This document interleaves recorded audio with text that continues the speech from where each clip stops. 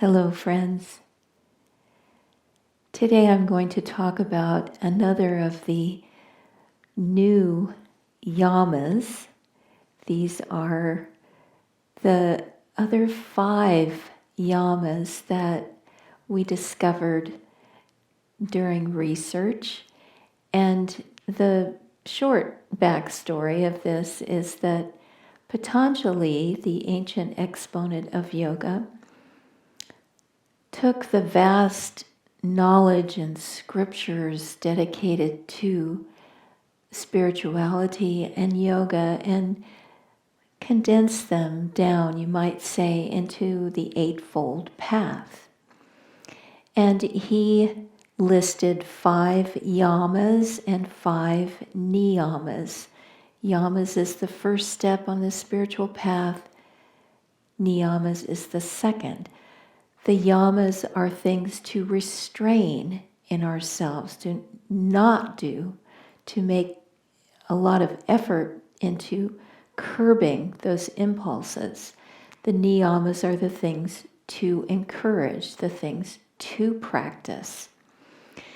And he listed 5 of each. Well, there are over 50 ancient scriptures, ancient during the time of Patanjali, who himself was long, long ago, many, many centuries ago. And those ancient scriptures, including the Upanishads, generally list 10 each, 10 yamas, 10 yamas. And so we could see in studying these that some of them could be put back into the original 5 that Patanjali listed. However, they are very fascinating, good to meditate on, and very insightful as we progress on the spiritual path, as we work towards our salvation. And so any clues we can get are wonderful and important to absorb.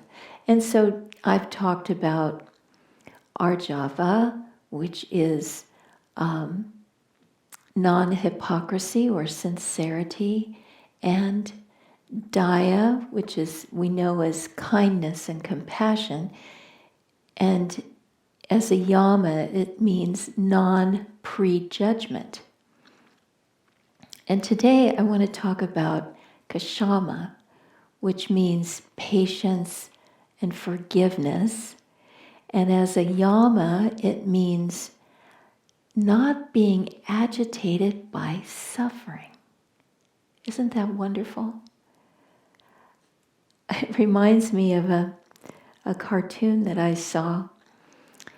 It was obviously hell. There were big flames all around. A couple of devils with pitchforks were standing around, and there was a man wheeling a wheelbarrow and whistling while he was working. He was just a happy little guy, even in hell, even trudging along working. He was whistling away. And one of the devils said to the other devil, turned to him and said, "We're just not getting to this guy." In the midst of suffering, we have to practice being not agitated. We have to be like that little guy whistling away in hell.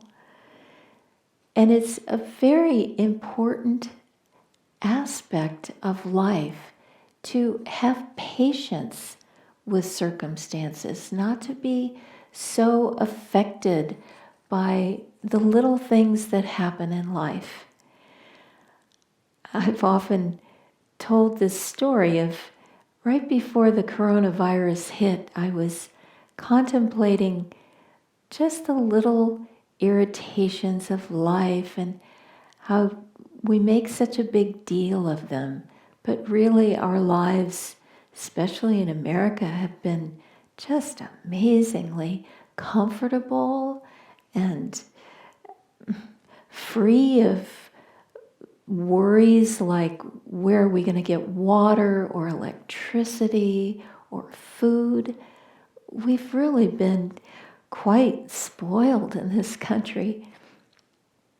I remember an incident that happened to me some years ago. We had just moved to India. Swami was starting the Ananda work in India. And so we had just been immersed in it, just living this life that was so, so different from anything we were used to. All the many, many multitudes of people, so different from our life, our quiet life at Ananda Village. And I remember we had just come home to Ananda Village, and we were just having a few weeks respite. Swami was doing some programs here in America, and then we were going back to India, and I was doing some errands in Grass Valley near Ananda Village.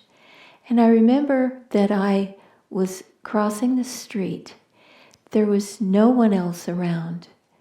There was just this one SUV, monster SUV, with a woman driving it across the street, and I was walking at the crosswalk, and I was just at the crosswalk, just 2 or 3 steps before mounting the curb, and the light changed, and the woman in the SUV started screaming at me that I wasn't out of the crosswalk in time, that I had taken too long to cross, and the light had changed, and she was bearing down on me screaming.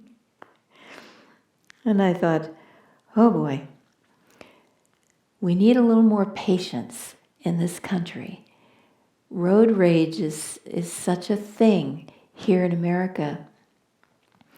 And I thought of what traffic can be like in India, where every soul is trying to accommodate every other soul and just try to make it to their destination.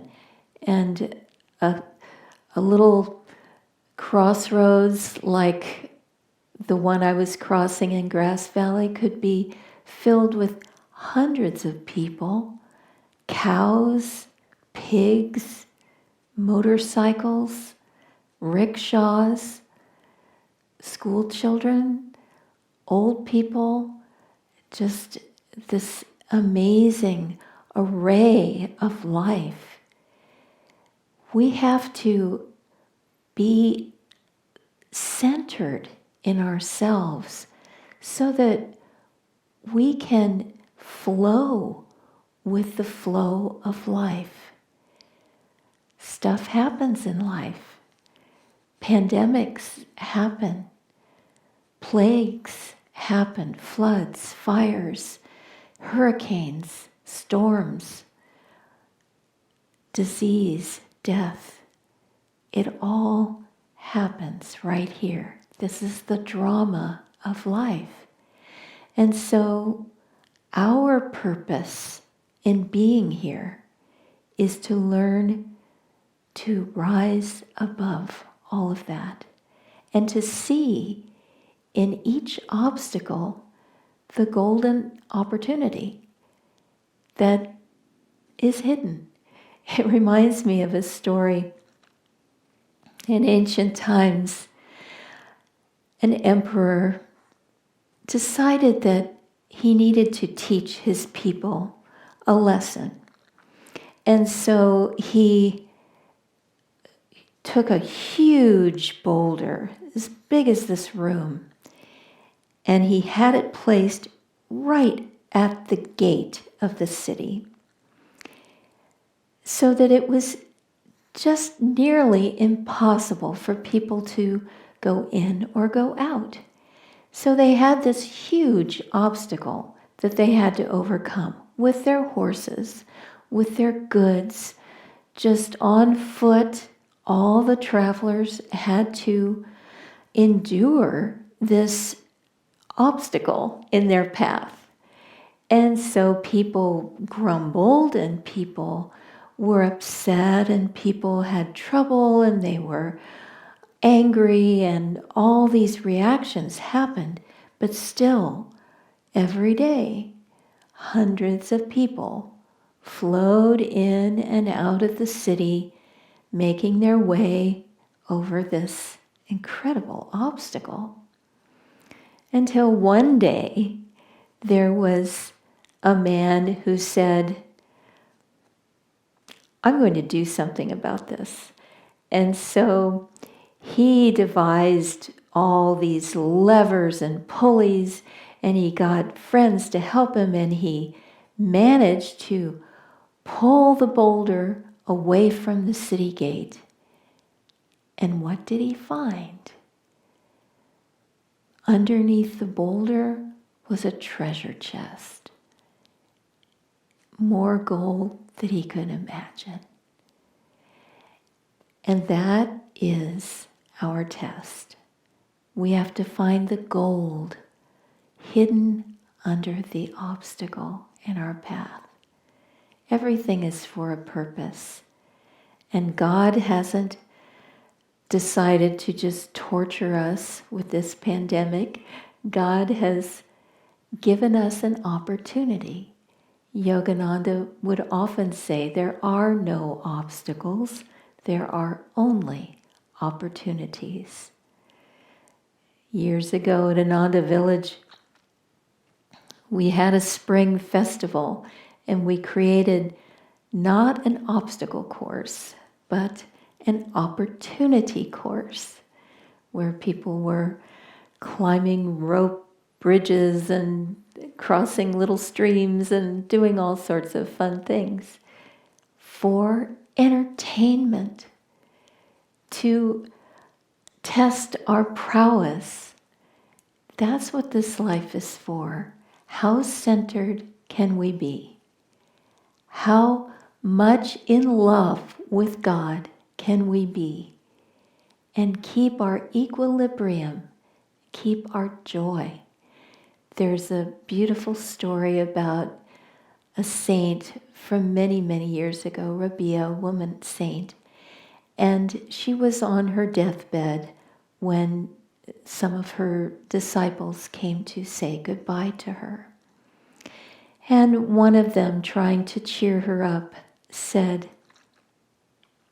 Mother, he is no true lover of God who is not willing to suffer for his Lord's sake, meaning at the will of God.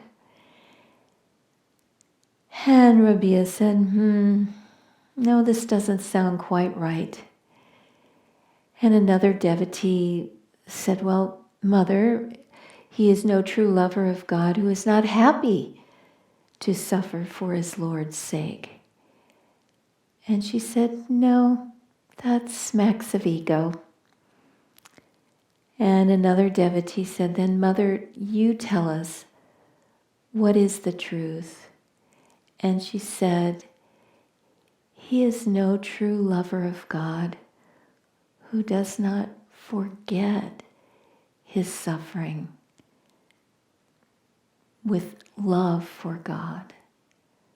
So let's contemplate that and realize that if we can love God enough, if we can lift our consciousness high enough, there will be no suffering. Let's try to get to that place. And it comes through meditation, and it comes through practice, and it comes through self-offering. The more that we can give ourselves to God wholeheartedly, holding nothing back, giving all of our heart to God, to life, to this magnificent flow of life that we are a part of. Let's be awe-stricken, as the Bhagavad Gita says, the wise awe-stricken adore me, adore God. So let's just be awe-stricken at this beautiful creation that has been made for our education and entertainment. And let's find the joy and live in that joy.